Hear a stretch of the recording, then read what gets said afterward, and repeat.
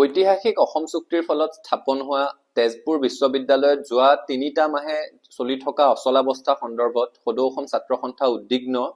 আমি প্ৰতি মুহূৰ্ততে বিশ্ববিদ্যালয়খনৰ আন্দোলনকাৰী ছাত্ৰ-ছাত্ৰীসকল, শিক্ষাগুৰুসকল আৰু বিশ্ববিদ্যালয়ৰ কৰ্মচাৰীসকলৰ সৈতে যোগাযোগ অব্যাহত ৰাখিছো।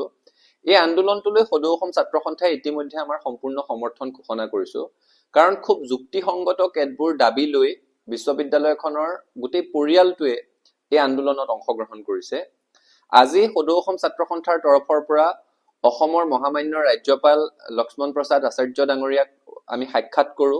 সাক্ষাৎ কৰি তেজপুৰ বিশ্ববিদ্যালয়ক লৈ কেতবোৰ দাবী সম্বলিত আমাৰ এখন স্মাৰক পত্ৰ তেওঁক প্ৰেৰণ কৰো আৰু গোটেই বিষয়টোৰ সন্দৰ্ভত তেখেতৰ সৈতে বিস্তৃতভাৱে আলোচনা কৰো। তাৰ সমান্তৰালভাৱে অসমৰ মাননীয় মুখ্যমন্ত্ৰীগৰাকীলৈ আজি এখন জৰুৰী দাবী পত্ৰ আমি প্ৰেৰণ কৰিছো।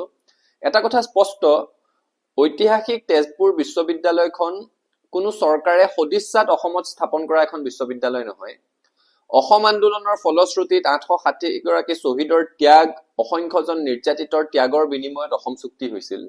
অসম চুক্তি অনুযায়ী আমি অসম চুক্তিৰ 7 নং দফাৰ আধাৰত অসমত ৰাষ্ট্ৰীয় পৰ্যায়ৰ শিক্ষানুষ্ঠানৰ কথা কৈছিলো। সেই সূত্ৰে এখন কেন্দ্ৰীয় বিশ্ববিদ্যালয় আমি পাইছো। তাকো অসম আন্দোলন হৈ যোৱাৰ পাছতো এই তেজপুৰ বিশ্ববিদ্যালয়খন আদায় কৰিবৰ কাৰণে তেজপুৰতেই নহয় সমগ্ৰ অসমত আন্দোলনমুখৰ এটা পৰিৱেশ সৃষ্টি হৈছিলে।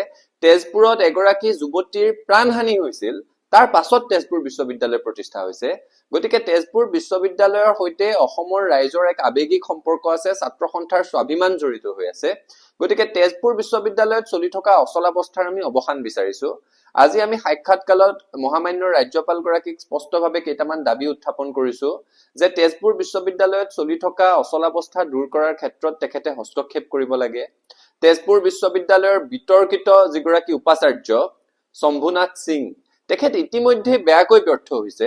তেওঁ আৰু কোনো কাৰণতে বিশ্ববিদ্যালয়ৰ উপাচাৰ্য হিচাপে কাৰ্যনিৰ্বাহ কৰাৰ সুযোগ পাব নালাগে। তেওঁৰ বিৰুদ্ধে বিহিত ব্যৱস্থা গ্ৰহণ কৰিব লাগে। একে সময়তে তেখেতৰ বিৰুদ্ধে যিসমূহ ৰাজহুৱা অভিযোগ উত্থাপন হৈছে, বিশ্ববিদ্যালয়ৰ ছাত্ৰ-ছাত্ৰীসকলে ইতিমধ্যে নিজৰ অভিযোগবোৰৰ বিপৰীতে যুক্তি সহকাৰে তথ্য তেওঁলোকে দাঙি ধৰিছে, প্ৰমাণ দাঙি ধৰিছে।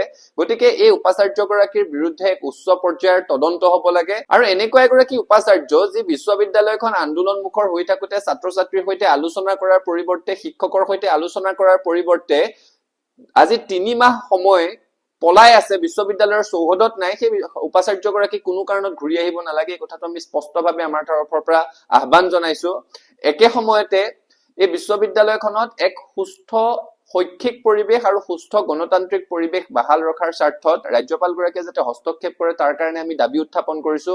একে সময়তে ছাত্ৰ-ছাত্ৰীসকলৰ যিটো এটা দীৰ্ঘদিনীয়া দাবী, এই আন্দোলনটোৰ আৰম্ভণিৰে পৰা আৰু তাৰো আগৰে পৰা এটা কথা স্পষ্টভাৱে ছাত্ৰ-ছাত্ৰীসকলে কৈ আহিছে যে তেজপুৰ বিশ্ববিদ্যালয়ত এখন গণতান্ত্ৰিকভাৱে নিৰ্বাচিত স্বতন্ত্ৰ ছাত্ৰ একতা সভা লাগে।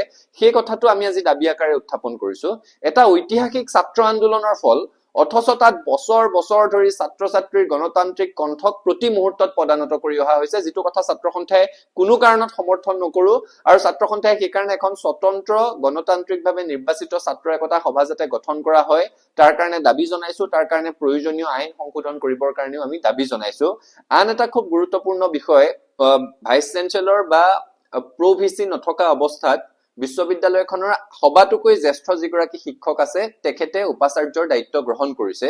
আৰু তেখেতে উপাচাৰ্যৰ দায়িত্ব গ্ৰহণ কৰাৰ পাছত ইতিমধ্যে কিছু শান্তিৰ পৰিৱেশ ঘূৰি আহিছে। ছাত্ৰ-ছাত্ৰীসকল পৰীক্ষাগৃহলৈ উভতি গৈছে, পঢ়া শুনাৰ কাম কাজ তেওঁলোকে আৰম্ভ কৰিছে।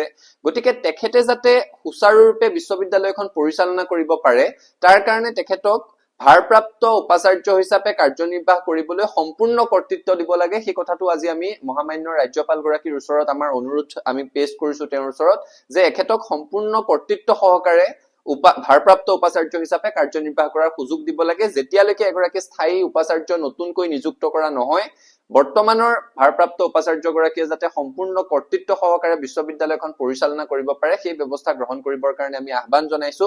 আৰু আকৌ কৈছো, তেজপুৰ বিশ্ববিদ্যালয় এটা ঐতিহাসিক আন্দোলনৰ ফল। তেজপুৰ বিশ্ববিদ্যালয়ৰ সৈতে অসমৰ জনতাৰ স্বাভিমান জড়িত হৈ আছে। তেজপুৰ বিশ্ববিদ্যালয় আমাৰ গৌৰৱ আৰু আমাৰ স্বাভিমান।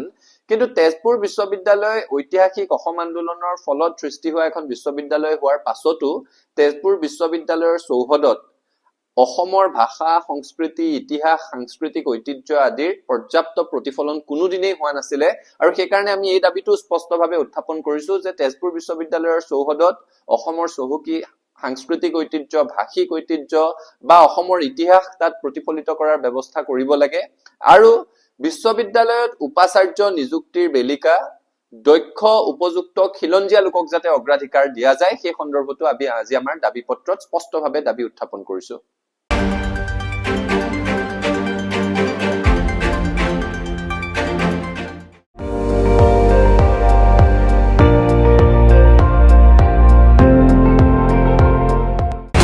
আপুনি চাই আছে ND24 সৰ্বশ্ৰেষ্ঠ নহয় সৰ্বোত্তমৰ দৌৰত।